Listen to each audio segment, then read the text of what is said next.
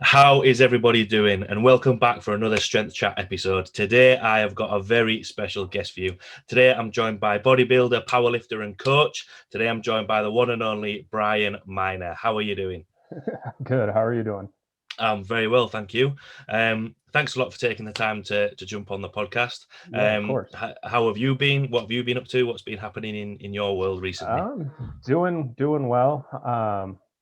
Here in the U.S., at least in Colorado, where we're at, the COVID stuff is starting to see a downward trend, so that's good. Certainly nothing back to complete normalcy, but there's it's good because parents are starting to get vaccinated and stuff, so there's a little bit less of a concern there. Oh, But cool. yeah, no, it's good though. Business is good. Training's going really well. Probably the best it's gone in a couple of years. And yeah, just enjoying life. So Oh, nice. Is training going well because you're maybe not traveling around as much, or is that being sort of like a perk? Well, I say a perk of a global pandemic, if you like, but obviously, have you had time to focus on some other projects and actually have a little bit more time to sort some other things out? yeah, the training is like I fortunate enough to have a gym at home that I trained at majority of the time, even before the pandemic. So um, I think it's just been, you go through periods where training just gets a little bit stale. And, I did a prep in 2017, and then, I kind of had the burnout after that. I felt like I really emptied the tank that year. And so the next year, I remember thinking after that prep, like, I don't want to see any competition for at least a year. And it ended up being a couple of years. I mean, I was still training, but, it wasn't, I like having a goal. When I'm not training without a goal, it's a little bit, it can get a little bit mundane. So yeah, things are starting to pick up. Of course, you have time for other projects but training, it's it's nice having something at home because you don't have to. I miss the gym, going to the gym, Yeah. but it's hard to justify, I think, when I have something here. So Yeah. Oh, cool. And we chatted a little bit before we started recording. Obviously, was lucky enough to watch your presentation at the Kabuki Education Week. How did you find that? How was that? How was that? And have you been able to do similar sort of like webinars in that format? yeah, no, I thought that was amazing. I was really impressed with how well they put that together. The marketing that they had for it was good. They basically gave us, things to help. I'm not a huge social media guy. It's like I don't spend a lot of time posting. Probably I should probably spend more, but it was good. It was good because it was just very well thought out and put together, just how they got the message out there. I was really impressed by that. Um, and then, I thought the price point for what people got, especially watching it live, was, tough to beat. And Yeah. I thought the one thing I wish is we just had a little bit more time. And in hindsight, I think I would have maybe honed in on my topic of power building a little bit more, and focused on maybe more specific details and expanded on it more, because it was a lot of information to cover in 45 minutes. And the second half that I felt a little bit rushed. But I'm glad to be on here and expand on anything. But it's a topic that really interests me. I think there's a lot of misconceptions surrounding it. And I don't think there really needs, there's not a whole lot. I don't think there's a whole lot of compromise that's occurring when you have, strength and hypertrophy goals, if as long as you structure things appropriately. And um, yeah, we can get into the details of that, but it's when people just try to like mash everything together simultaneously that things can go off the rails a Yeah. little bit. Yeah, definitely. And I think, for a lot of topics, I think, to have, because I think it was around 45 minutes, and then there was a little bit of a Q&A at the end. Mhm. To cover any topic, it's quite hard to, what bits are you, I can imagine it's quite hard to, what bits shall I take out, what bits shall I include. Yeah. So, yeah, on a selfish note, I thought, right, I'll try and set up a chat so we can cover this. But Yeah, sure. for everyone listening who might not know your background, how you got involved in sort of the strength sports, how you got involved in coaching, just want to give a little bit of a background to yourself. Yeah, so, I guess from the beginning, um, I grew up playing sports and played hockey competitively through college, and then after that, it was I needed some type of drive, some something to fuel that competitive flame. It was hard for me not to have a goal that involves some type of physical endeavor, and so um, that all through from age 15 on, I was in the gym, more with athleticism and performance at the forefront, but I really enjoyed the training side of things. And after I got done playing, I think at first it wasn't powerlifting that was the goal. It was okay, I want to get to a point where I feel like I have enough muscle to do a bodybuilding show. And then in 2010, I did my first show, which was a huge learning experience, like I think it is for most people. Made a lot of mistakes, didn't plan enough, had more to lose than I thought I did. Um, and so I it was still a good experience. Like I really enjoyed the process of it, and to this day, like I enjoy the process of prep, I think, more than the actual competing when it comes to bodybuilding. Um, but after that, in the off season, I started to gain interest in powerlifting, and um, yeah, did my first meet in I think 2011, and prepped again the next year, and then sort of used powerlifting is not like the driver of muscle growth necessarily. It's not. I think there was a bit for a while there. There was um, the message was that getting stronger is what's driving the muscle growth, and getting stronger in the big three, these heavy compound movements that have a lot of dogma surrounding them, that's going to get you bigger than going in and doing high rep stuff. And so I sort of had that belief at the time, but I did enjoy the strength side of it, and I really enjoy the actual competitive side of powerlifting. It's an actual on game day. There's a performance element, whereas in bodybuilding, it's like all of the efforts in the preceding 25, 30 weeks. Um, so I did that, and then yeah, I prepped in 2012. Did powerlifting, competed in a number of meets between 2012 and 2017, and prepped again in 2017. And then since then, I haven't done a meet or a show since then. It's just been um, training, sort of recharging a bit. I have two kids now, and so I'm pretty Plenty to busy, keep you busy but then. it keeps me pretty busy. So, but they're at the point now where it's a little bit easier, and I think that's one of the reasons the past couple of years of training has been a little bit less. There was a little bit less direction than there normally was, and I think a lot of that is just some of the inevitable inconsistencies that come with having two young kids. Yeah. Um, but yeah, it's been since then, like my perspective on powerlifting and how it kind of relates to bodybuilding and how to implement the two has sort of evolved over time.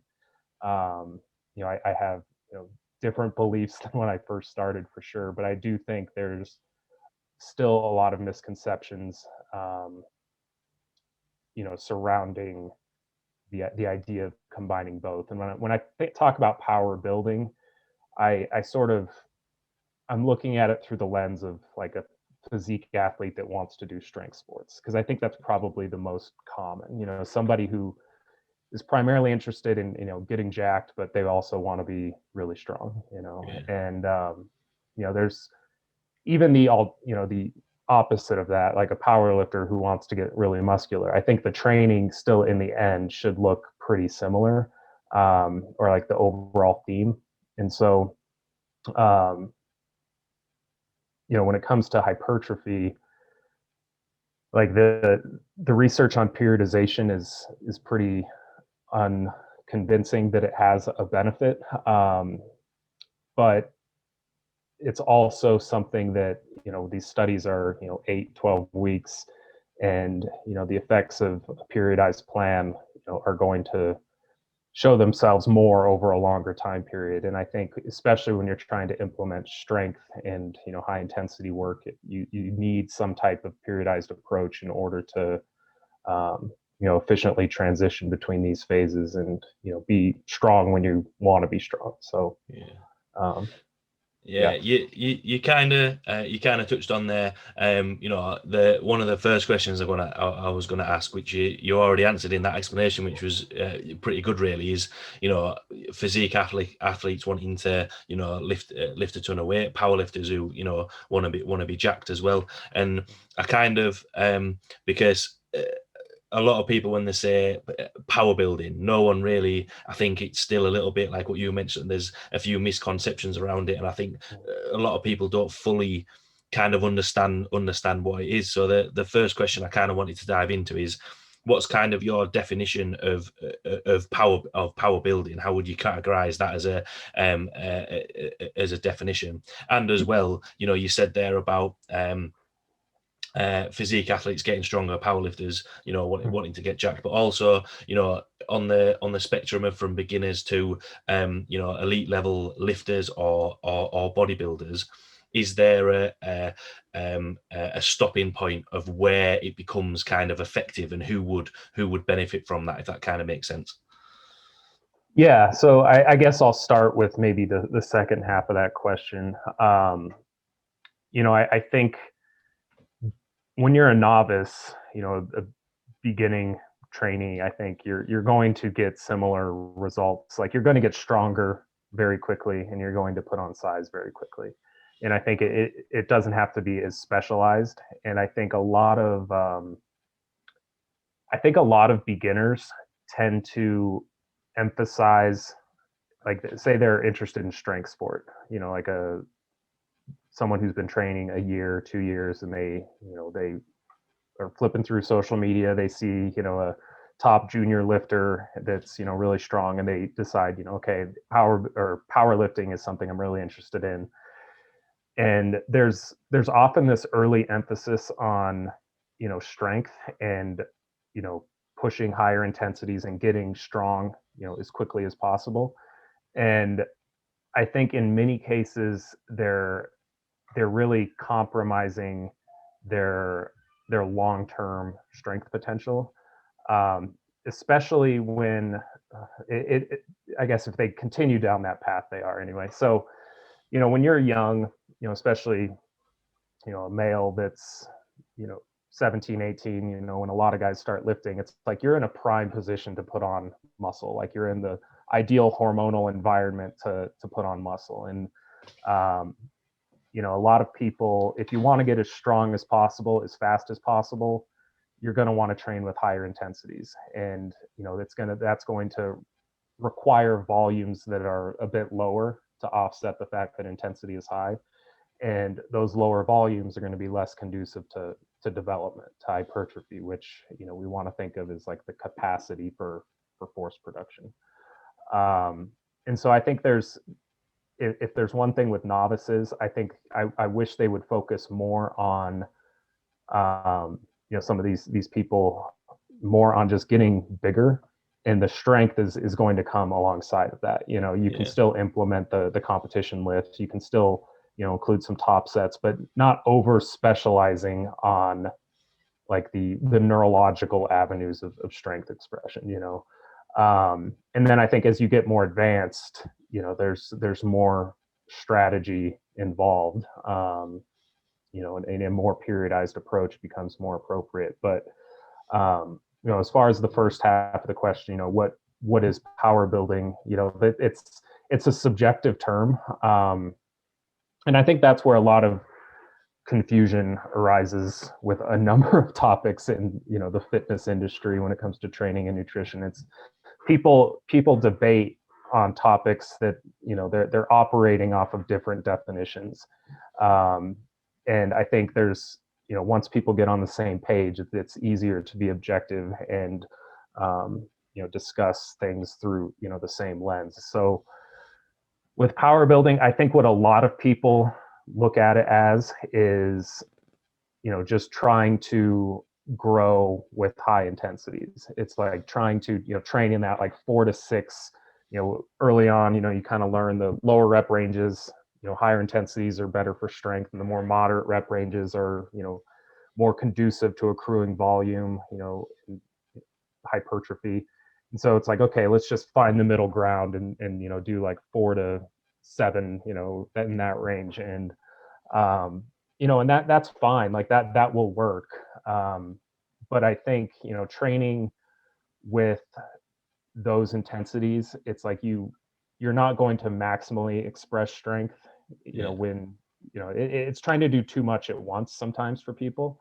And I think people are trying to just simultaneously achieve both goals, and you will, to a point. Like you will get stronger in the lower rep ranges, training in those kind of mid-range, but it's in hypertrophy, as long as your joints don't I think that's oftentimes a limiting factor for a lot of people, is just connective tissue integrity. And I don't think that gets talked about enough.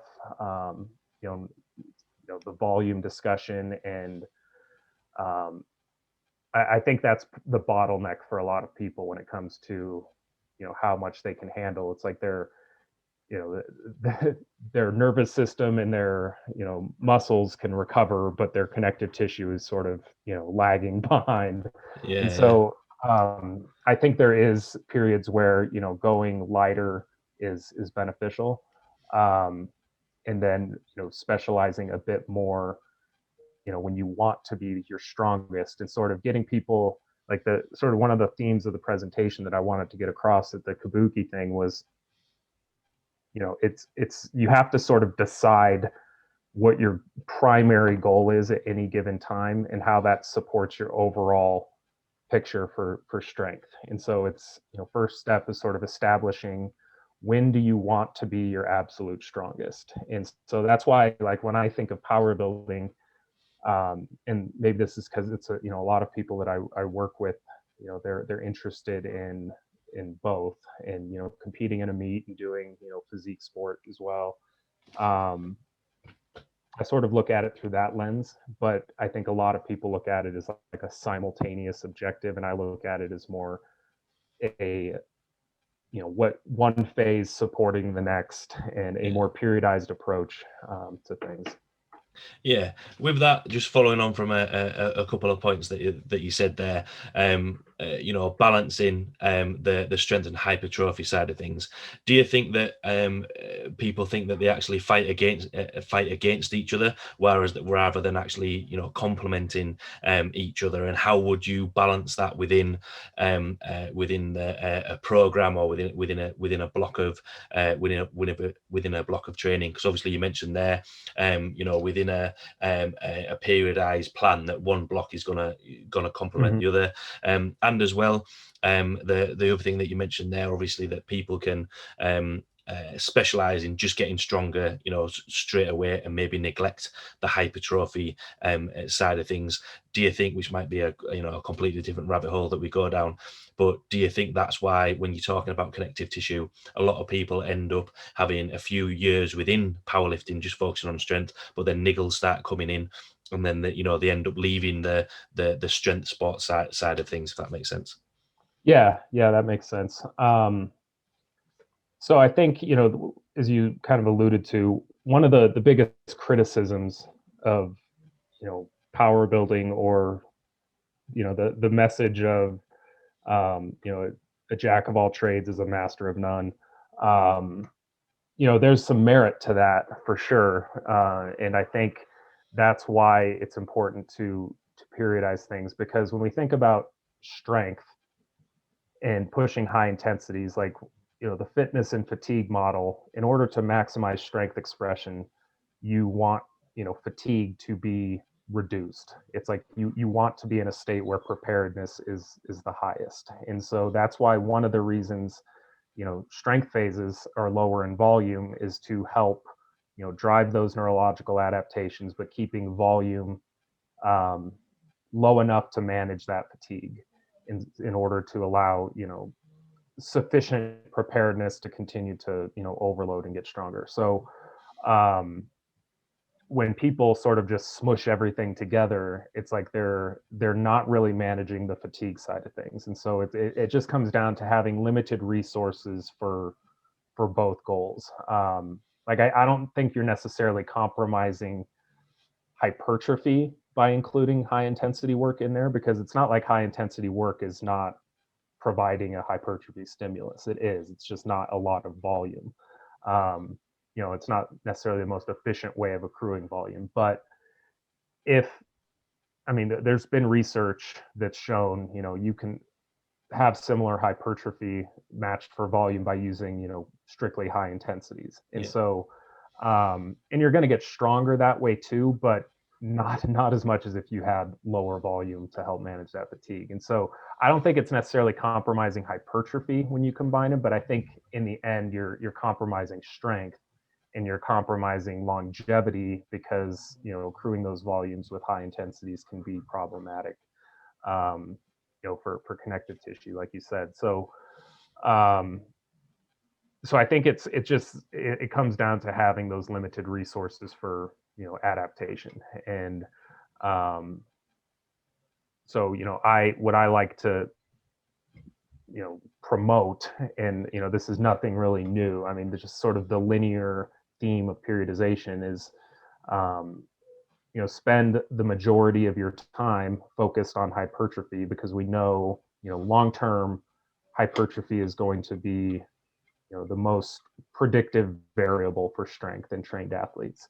There's ample evidence to come to that, to feel comfortable with that conclusion, I think. So, um, focusing on that long term and keeping that at the forefront is going to be important. And then I think as you gain experience in, doing the competition lifts, it's like you can sort of maintain that proficiency a little bit longer. So like when you first start out, and you say you do squats twice a week, and then you take, 3 weeks off from squats, you come back and, it's sort of like relearning how to squat if you're a novice, Whereas, the more exposure you get to those lifts, I think the longer time frame you can go without highly specialized phases, without feeling like you've, just lost all proficiency in the lift. And so, Yeah.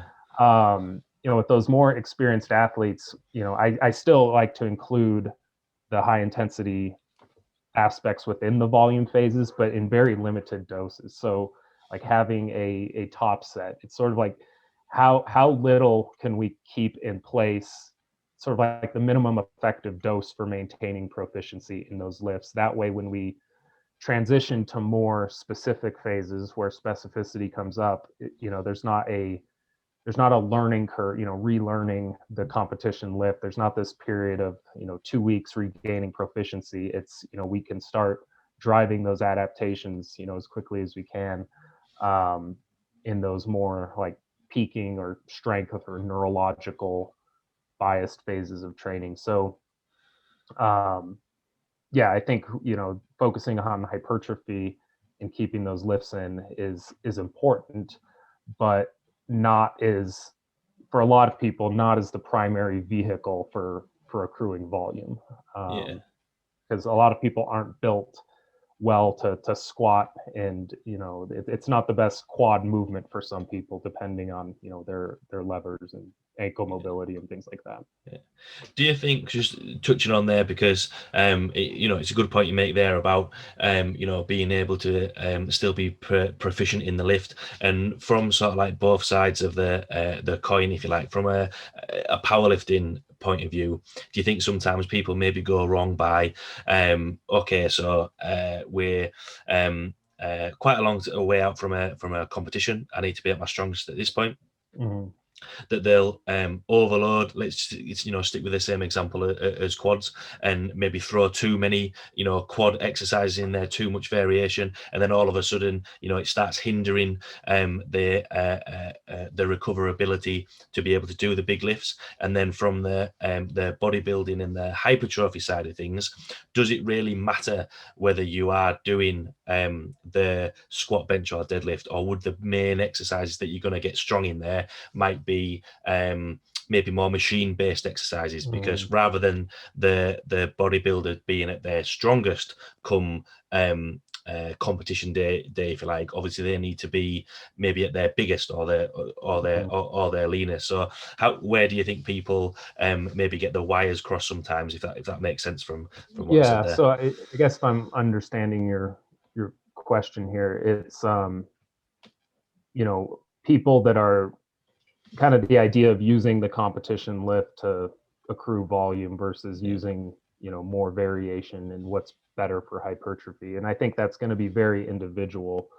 Like personally, I can back squat and do that as one of my primary movements and be okay. But there's a lot of people that's not the case. And even for me, it's like quads are, for most people, going to be the limiting factor on squats. It's like it's a quad biased movement. I mean, yeah, like when you see people's hips kick back, oftentimes it's because their quads aren't producing sufficient force, and that's another discussion. But there's other reasons for that. But I think getting your quads stronger is never a bad idea, and having large quads is going to be beneficial, and having large pecs and triceps is going to be beneficial. But a max grip bench press that takes you through limited range of horizontal adduction of the humerus, it's probably not the best pec builder. Yeah. And so for people that have access to it, they're it depends on their equipment availability, but I do include a good bit of machine work for some people if it's they're not suited for one of the competition lifts. Like I think hack squats, for example, I think it's a very underrated tool for powerlifters, because a lot of people, when they squat, you can, like, let's say you're doing a set to like a 3 RIR on squat, you can do that, but have you can start to break form and keep going and reach a 3 RIR, whereas your quads have sort of they're not really carrying the brunt of the load at that point. And so something that limits or like immobilizes your hip so it can't come back, and really forces your quads to do the work is going to be beneficial for development, especially because you can break form and go to the path of least resistance on a back squat pretty easily and take some of that tension off the quads. So I think that's a really valuable tool for a lot of people. But like I said, it depends on the individual, and how they're structured. And I think further out from a meet, if their focus is, okay, I want to be strongest at nationals once a year, or a qualifying meet and then nationals, further out from a meet, there's going to likely be more variation, especially if we feel it's more conducive to hypertrophy or greater ranges of motion and things like that. And then as the meet approaches, we kind of dial up the specificity in terms of exercise selection. Maybe we do have a volume phase that sort of transitions to an intensity phase where we use a competition bench with allocate a little bit more of that volume. But we're sort of shuffling around where we're putting these resources rather than just adding more and more when we're focused on hypertrophy. Yeah. So when you're just following on the fact, when you're working with your clients and athletes, and you're planning out, okay, we've got a regional competition, and then we've got Mhm. nationals from there. Excuse me, from the training footage that they're sending over. Are you trying Mhm. to look at when they're further out from competition, using the hypertrophy side of things to bring up their weak points, Mhm. or are you looking at those phases to address technical issues, and having that balance? Because more so on the powerlifting side of things, like what you said there about the squat, it could be right, it might be you're lifting a little bit more with your back, and we're either going to do a technical issue, or would you be looking at, right, okay, we need to focus on more of the hypertrophy side of things? Because I know, we're talking about, you need to be proficient and being able to do the exercises. We want to make sure that everything's coming at the same time. But do you look at it from a technical side of things, or think, okay, well, actually, if we address the quads, that might limit it, and then if that doesn't work, then we know it's going to be a technical issue? Yeah, so it's a little bit of both. Um, if I look at a squat, and I always, I like to use the example of, like the good morning squat where somebody, out of the hole, their hips kick back, they get a lot of forward lean. Um, if I see that, like when they're doing top sets, like if I implement a top set, like I might have something like a double at an 8 RPE in a volume phase, but then it's followed by, back off work or an accessory movement instead, So, but those top sets are still focused on, like, their role is not hypertrophy. Their role is, technical proficiency and maintaining it, and, bringing forth some of these inefficiencies that they may have. So if on their top sets we see, there's a lot of forward lean, um, coming out of the bottom, maybe we focus, like, one of the first things that I'll tell people, and I think this is sort of something that I've kind of noticed myself, is, I have that tendency to really, let my hips kick back at the bottom of like a max attempt. Like once I get to about 90%, it starts to happen. Um, and I think, that can be a few things. I think one, when people's hips kick back, it's oftentimes like their quads are capable of producing the force required to keep them in position, but it's just it's harder. It's like, Yeah. this is they're reallocating some of that load to the glutes and back is going to be, more, feel more efficient. They're the sticking point isn't going to be as grindy. um, but their quads are, it's almost like you're shying away from putting, staying over your quads, in order to make the lift easier. And in a meet, that's not necessarily a bad thing, but in training, I think it's good to get in the habit of trying to, stay on your quads, and that cue of, getting your quads and letting them, pull their weight in the movement is something that I try to get people to do in training. And we see that, um, exposed through top sets, where, the first thing I'll tell them is like, okay, are you focused on staying over your quads, or are you just, focused on moving the weight? And um, a lot of times people are just, shying away from, the harder portion of the movement for their quads. And so it comes down to a matter of intent when they're training, and like that technical aspect. In other cases, it could be, I'm trying to stay on my quads, my hips are kicking back. It's like, okay, your quads are, they're a weak link in the chain. It's like they're not able to produce the force required to hold that position. um, and in many cases, something that could be a developmental issue. It's like, okay, your quads, like your glutes are strong, your glutes are big, but um, your quads just, they need to be bigger, in the long run, in order for you to squat the most weight long term. And so, it's sort of, talking to the athlete, evaluating, where the intent is, and then, going from there. And if they're, trying to use their quads and they're not really able to, then we focus probably more on in many cases it's hypertrophy in those areas, because especially if someone's been back squatting a lot and it's been like a recurring theme, it's like their quads just never really got the stimulus that they could get through some accessories that are putting them in a position to limit the amount their hips can contribute. So that's where I think hack squats have been really beneficial in situations like that, or leg press, but hack squats in particular, I find have been a useful tool. But then it's like using those top sets to continue to evaluate and see if we're heading in the direction we want. I mean, obviously hypertrophy is going to take time, but kind of using that as a gauge as we go, and they're hopefully improving proficiency, doing enough volume to keep that in place, and then once we transition to the high intensity phase, it's they're expressing the strength that the muscle mass they have is capable of producing. Yeah.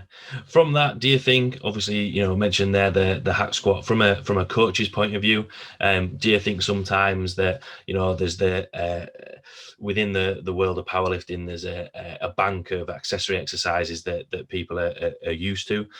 Mm-hmm. Do you think that sometimes coaches not necessarily go wrong, but are not as confident to use these different variations to let's give this a go? Because like what you said there, people have been squatting, because powerlifting is the only sport where the actual training is going to be the exact same as what you do in competition, probably maybe weightlifting as well. And at some point you're going to have to add in some variation there, or address and not just rely on the neuromuscular side of things, or what your strength points are. Do you think coaches sometimes are a little bit standoffish to try and give these a go? And do you think that comes from the misconception of not really knowing how to balance hypertrophy and strength? Yeah, I mean, I think it goes both ways. I think there's coaches that use variation maybe excessively, or it lacks direction, and not anybody in particular that I'm thinking of, but it's like when I think of exercise selection, every exercise and the work that we're doing should have a specific role. And I like to break things into like 3 categories. It's like, if we're doing an accessory, well, let's start with the competition movement. The competition movement, should be fairly high specificity. Like I don't really want, if someone's doing sets of 10 on back squat, it depends on how they're built, and but if they're seeing a lot of breakdown across a set of 10 on back squat, it's like we're reinforcing something that we don't want. And so I would rather keep the competition lifts fairly high specificity, and this is something I've kind of changed my position on a little bit over time, to be honest, because I used to use the competition lifts a little bit more as vehicles for hypertrophy for more people. But when it comes to are they built to do this lift, paying more attention to that and realizing like, okay, like we don't need to be able to back squat for sets of 10 like that, and getting strong in that rep range. We're concerned with a 1 rep max. And so oftentimes now in these hypertrophy phases, I'll do like a top set, and then like some very submaximal back off work that's moderate to high intensity. And I guess I'll get into that in a minute, but the competition lifts, I guess for me, are emphasizing specificity and proficiency, and the more neurological avenues of strength. And then the accessories are focused on development primarily, and there's going to be overlap, obviously, but if we're neglecting all accessories, you're going to be neglecting long-term muscle mass. And like if powerlifting, for example, like squat, bench, and deadlift, especially depending on how you deadlift, like hamstring strength, like hamstrings don't get a ton of work in those movements. It's like Yeah. you're like on a sumo deadlift, even your hamstrings are shortened at one joint, lengthened in the other. It's sort of like a squat. They're not really changing length as much. They're working harder than they are in a squat. Since you're at the top end of that range, but it's not, they're not great hamstring builders, so Yeah. like conventional deadlift, a case can kind of be made there, but using something like an RDL can be helpful there. And just focusing on bringing up the weak links in terms of development for the accessories. And then the third category is more um, focused on technical proficiency and positioning, like a pause squat, for example, and just getting people comfortable in positions that are, otherwise uncomfortable for them. Yeah. For someone like a deadlift, for example, someone who tends to, really yank the bar off the ground, and, they get rounded and they're not really efficient at pulling slack, using something like a pause right off the floor can be really beneficial, because it's really hard to yank the bar and then pause 2 inches off the floor. So just getting them movements that reinforce good technique that can then carry over to the competition lift. But Yeah. I think a lot of times people some coaches will, they'll shy away from some of those things, like a hack squat, something that's not free weight based. And I think some of that is just kind of the, you know, historically it's less utilized, I think. And I think there's something to be said for anecdote and success in the past for people. And I think it also ultimately it heavily depends on the lifter. And if you focus, even in hypertrophy phases, if you focus too much on accessory movements and they start to lose proficiency in the main lift, like significantly, then you're going to want to use more volume for the main lift. So it kind of comes down to how the ability of the athlete to kind of pick up where they left off when it comes to the main lift, and where their minimum effective dose for proficiency, if we want to frame it that way, where that lies. And then using better accessories for development outside of that. So um and then I think some coaches use accessories with with less direction in their role. It's like there's too many moving parts. Like I'm a big proponent of having a purpose for everything that you're trying to do in a program, and um, trying to minimize overlap. That way, when it comes time to like assess what's working and what's not, it's like if I'm doing 5 different variations of a deadlift, and on top of the competition lift, it's like if they get stronger, it's like, okay, well, do I leave all of this stuff in, or is it what is really giving us the best bang for our buck? And so um I'm more, I think, I don't want to use the word minimalist, but I don't do a lot of like accommodating resistance or things like that. I think it can have a place. Maybe not for the reasons some people use them for, but um, I like to use the competition lifts to sort of drive the competition lifts, and then the accessories to bring up the muscle mass, essentially. Yeah, definitely. I think when you were saying there about being a minimalist on one side of the spectrum, and the other end, just using variation for the sake of variation. I think if anything, it comes down to that balance, especially when we're looking at powerlifters, to be a little bit more specific, because I think people can, and I know I've done it before, you fall into a category of using exercises, using variations that you've seen other coaches, other top athletes, and you think, oh, well, that's worked, so I'm going to use this. Whereas actually, we've said it before, and you've mentioned it, it's going to depend on the lifter. But once you've got that formula in place, you can swap and change exercises, rather than exactly like what you said. If you've got 5 variations that you're using, okay, so which one was it that you responded well to?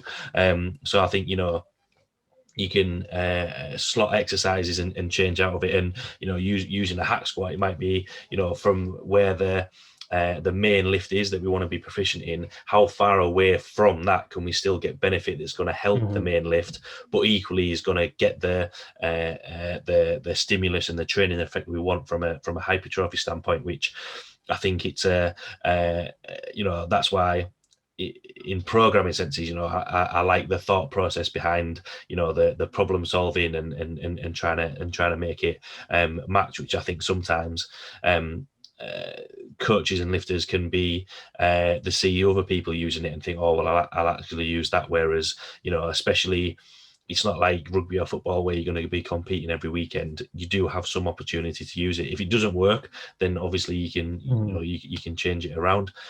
One thing that I did want to touch on from the now that we've dived a lot into the powerlifting side of things, when it comes to actual building muscle, you mentioned in the presentation on the Kabuki Education Week of long term we want to be using these cycles to get stronger, get bigger, to ultimately then get stronger. When we're looking at obviously powerlifting as a weight class sport, would that suggest then that you're looking at potentially lifters to increase and go up weight classes? Because sometimes you get people who have been in a weight class for however long, and they don't change weight. They're the same physique.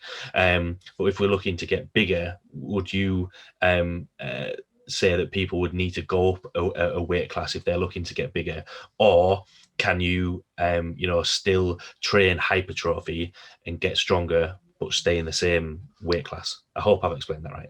Yeah, no, that makes a lot of sense.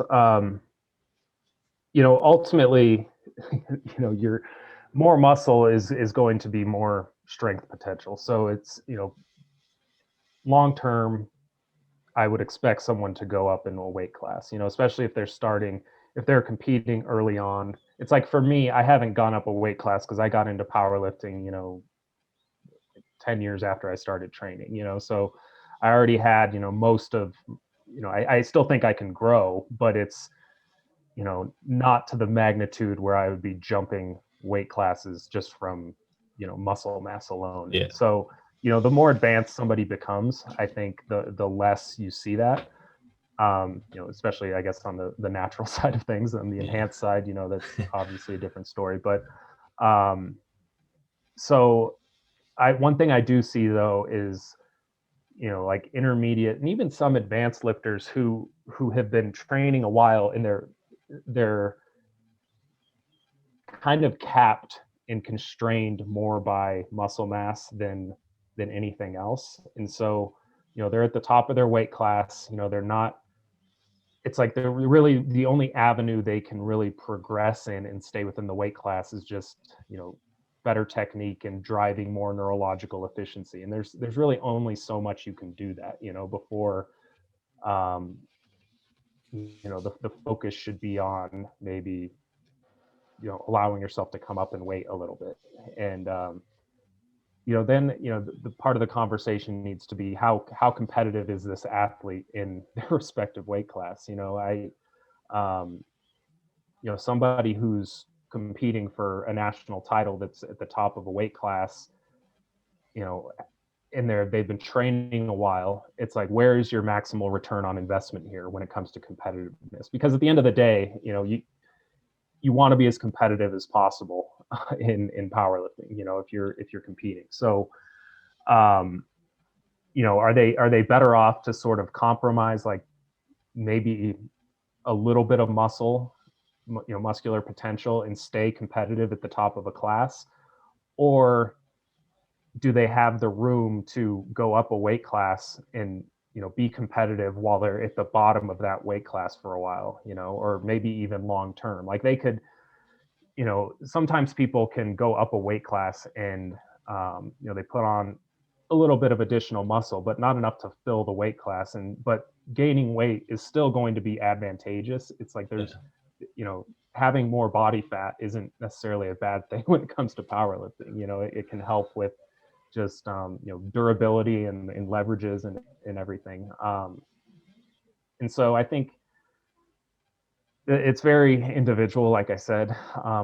Somebody who's not really contending for anything, or they just want to be the best version of themselves, and reach their own max potential on strength and max potential on size. I would encourage them to keep gaining if they have room to gain. But there's going to be a point of diminishing returns there, and so one of the things that one of the misconceptions a lot of people have with hypertrophy is it's not only is it the largest predictor of strength long term, in trained athletes it's still it's still a large driver of strength gains across like a training duration as an advanced athlete. Like the neurological side of things, like yes, you can improve neurological efficiency, but even in trained athletes, like I think a lot of people assume since you've, once you reach like as you become more trained and your muscle mass potential, starts to taper off, now it's like you have to, like the neurological side is where you got to place your emphasis. Yeah. And hypertrophy is still a large driver of strength in trained athletes, because the neurological side, it can still be improved, like things like rate of force development can still be improved, as you become more advanced. But hypertrophy is still very important in the short term, across a training block and in trained athletes. And so, I think a lot of people will think, okay, I've reached my close to my genetic potential, if we want to use that term for muscle mass. Now I want to do just enough to maintain and focus on, just driving high intensities and, maximally expressing this strength. And I think that it makes sense on paper, but then you sort of consider the fact that you would be using a lot of high intensities year round, and you're pretty advanced at this point. You're probably pretty strong at this point. Like you have to, that's where like durability starts to become a concern, and so you have to consider the alternative. Okay, well, do I use low intensities to promote lower intensities more conducive to hypertrophy and accruing volume if I've already gained as much muscle as I'm probably going to gain? And sometimes that seems like a waste of time, but when you consider the alternative of pushing high intensities year round, I think those phases, they still do contribute hypertrophy in advanced stage, but they also serve the role of just managing longevity. And, and I think that's something that's overlooked is, doing enough volume to maintain or, hopefully still gain a little bit of muscle, but keeping your joints healthy. So once you do dial things up, you're not constrained by connective tissue integrity and injury as much. Yeah. Do you think, with that in mind, because obviously, going back to the very first start of the chat of a misconception around power building and people specializing too early and just focusing on strength and not balancing the hypertrophy and strength side of things, do you think that, whether they've called it power building or just being able to manage the hypertrophy and strength side of things, do you think that the lifters who are, competing, year after year and still making progress, they're the ones who have been a little bit of a ahead of the curve, if you like, in being able to manage this as well as the coaches? And can you see, a lot more powerlifters and physique athletes sort of taking up that as a protocol rather than the I don't want to use the term sort of like traditional programming, but experimenting a little bit more with the hypertrophy side of things to complement powerlifting? Yeah, I think the general, I think more people are starting to acknowledge how important hypertrophy is for strength. Where I think we still have some ways to go, and I think some apprehension is using, like you said earlier, starting to stray further away from those lifts. Yeah. If those lifts aren't the best option for hypertrophy for that individual. And sometimes like it feels, based on just historically and where people have had success, it feels wrong. It feels like, okay, why am I doing like a hack squat or a Smith machine squat if I'm a powerlifter? And I think as long as you have a rationale for it, for that individual, it's worth trying. If they're able to maintain proficiency in the main lift, they're not seeing like large regression in the main lift. And that's the other thing, like with hypertrophy, in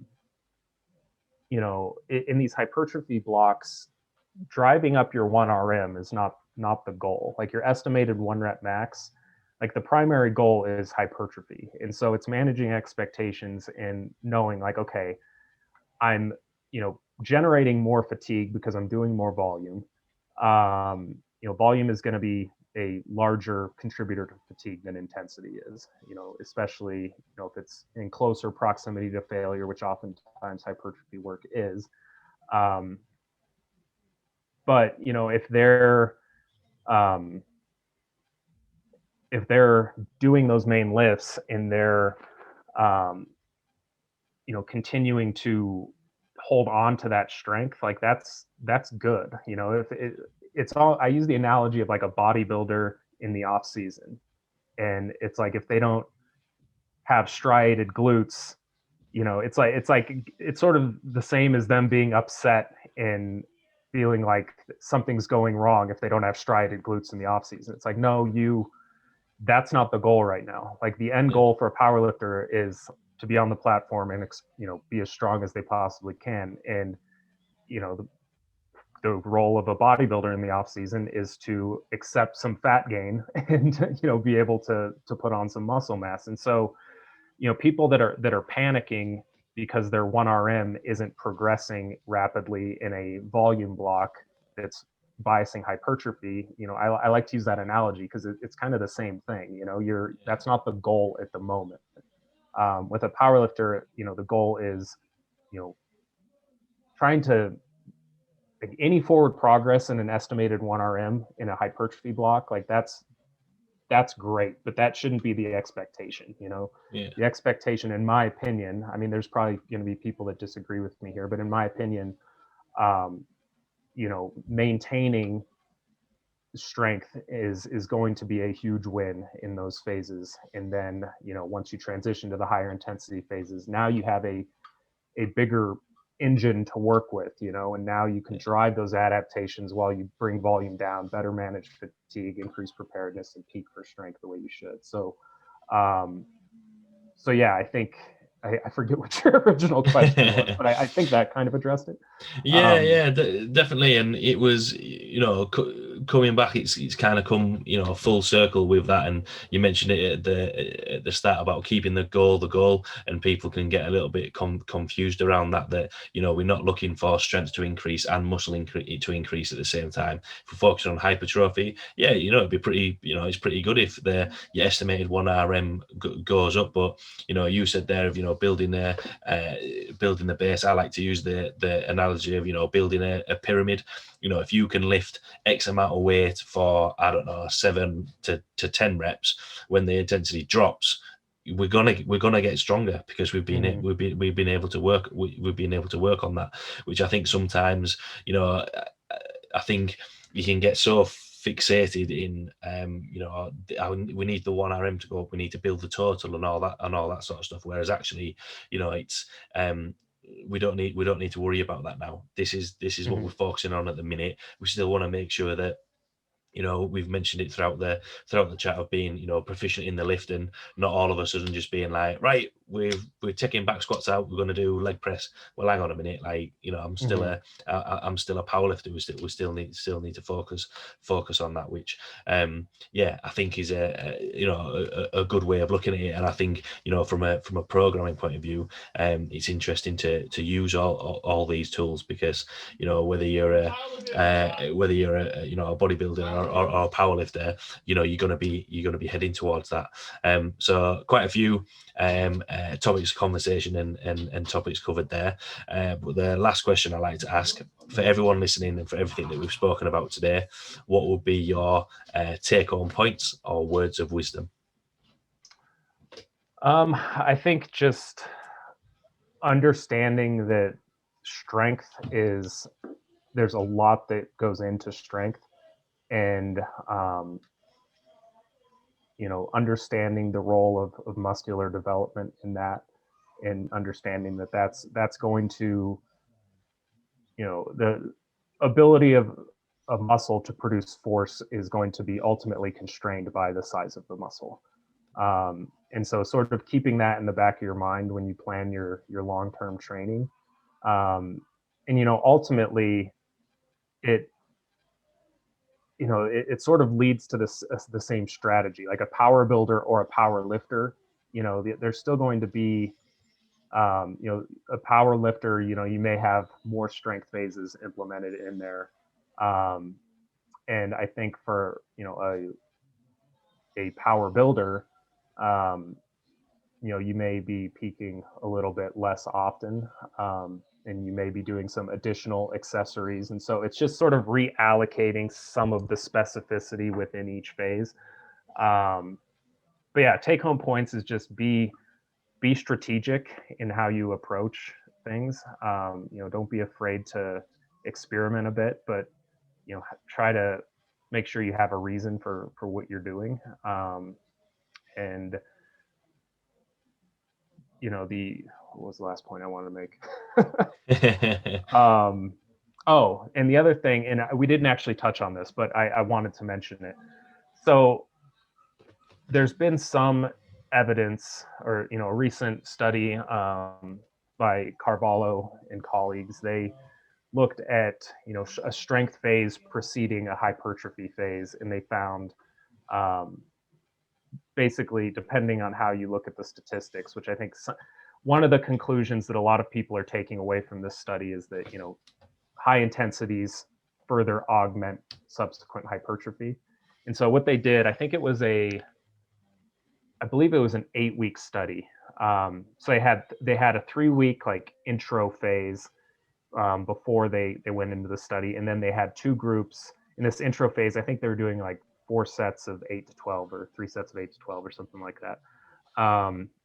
And then they had two groups, and one group was doing, a 3-week intensity or strength block first, and the other group was just doing 8 straight weeks of hypertrophy work, which was basically a continuation of what they were doing in that intro phase. So like 4 by 8 to 12. But the strength group, they did their first 3 weeks is a high intensity phase, which I think was like 3 or 4 sets of 1 to 3 RM, like really high intensity work. And then they followed that with 5 weeks of the hypertrophy work, so 4 by 8 to 12. So both groups trained the same amount of time. One of the groups essentially had a 3-week strength phase in the middle there, if you count the 3-week like introductory period. And what they found was that the strength phase, or one of the big takeaways, it during that 3 weeks, the hypertrophy was greater in the group that was doing hypertrophy work. During the first 3 weeks, which makes sense because you're doing strength work, you're not accruing a lot of volume. But by the end, there was a very, very slight advantage to implementing the strength, block preceding the hypertrophy block. It was, I think, like Mike Zordos, Dr. Zordos, he's one of the contributors to Mass, the the research review, and he did a really good review on this. And he basically, to sort of take what he said, the differences in overall growth were relatively insignificant. Um, and so I don't think it should really be taken as a strength phase is going to augment subsequent hypertrophy. It's that, you know, if you have that strength phase, and one of my takeaways is, for a power builder, it's like you shouldn't fear having these strength blocks is a compromise in overall hypertrophy. Because we've been looking at it from the lens of a power lifter and how to maximize strength long term. Well, as a bodybuilder, if you're trying to maximize hypertrophy long term, but you're also interested in strength, there's not really a huge opportunity cost of implementing a strength block in there, because what they found was in that, the following 5 weeks after that strength block, they saw an enhanced rate of hypertrophy. It's almost like they made up ground that they lost, due to muscle memory or whatever, resensitization, whatever mechanism it was. And by the end of the study, they ended up in the same place. And so I think sometimes people that are focused on hypertrophy, bodybuilders are like, I don't need to, I don't want to train strength because that's time away from hypertrophy. And it's like, no, if you're interested in strength, you probably can do that and not compromise anything long term. And so I think it sort of removes that, or should remove some of that apprehension to do that. If it's something they're interested in. And I think the other thing too is it's not necessarily like, it's not clear if it's the high intensities that cause this resensitization or this enhanced rate of progress. It could have just been the lower volume. And we there's also a study, and I always forget the author's name on this, but there's a study that looked at, I think it was over 18 weeks, and they had 2-3 week detraining periods mixed in there, where they didn't train at all, versus a group that trained all the way through. And what they found was that they ended up in the same place. And so the detraining period, I think it was just lower volume. They came back. There was this muscle memory effect. They saw an enhanced rate of progress, but in the end, you kind of end up in the same place. And so, so I think that's another takeaway, sort of looking at it from the other perspective of a bodybuilder who's like, oh, I want to get stronger. I want to test my, every bodybuilder at some point, looks at a powerlifter and they're like, I want to see, how much I can squat. And so,